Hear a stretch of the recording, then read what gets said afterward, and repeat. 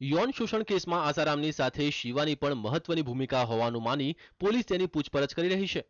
ત્યારે TV9 જાણવાની કોશિશ કરી કે કોણ છે શિવા।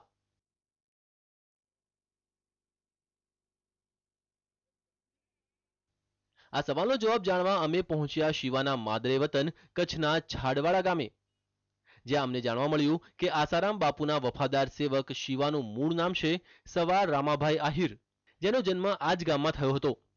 અહીં જ શિવા મોટો થયો અને અહીં જ તેણે અભ્યાસ કર્યો, પરંતુ છેલ્લા કેટલાક વર્ષોથી માતા પિતા અને ગામ છોડીને શિવા જતો રહ્યો હતો। હવે મોરા મારા ગામનો છે, લગભગ 8માં ભણતો તે વખતે અહીંયા હતો, તે પછી તો એ જતો રહ્યો છે આસારામ અપમેરો। ગ્રામજનોનું માનીએ તો ગામ છોડીને શિવા મુંબઈ પહોંચ્યો અને આસારામના સંપર્કમાં આવ્યો, અને ત્યારથી શિવા તેના પરિવારથી દૂર થતો ગયો। શિવાના અંધ પિતા અને તેની માતા શિવાને લઈને કંઈ બોલવા તૈયાર નથી।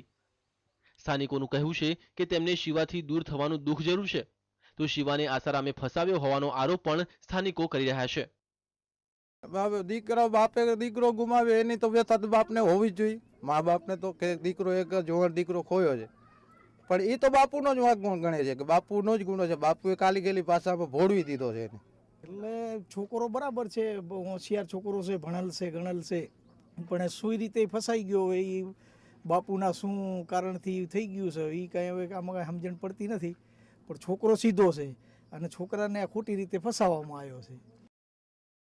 માતા પિતાના ઘડપણનો ટેકો બનવાના બદલે શિવાએ આસારામનો આશરો લીધો।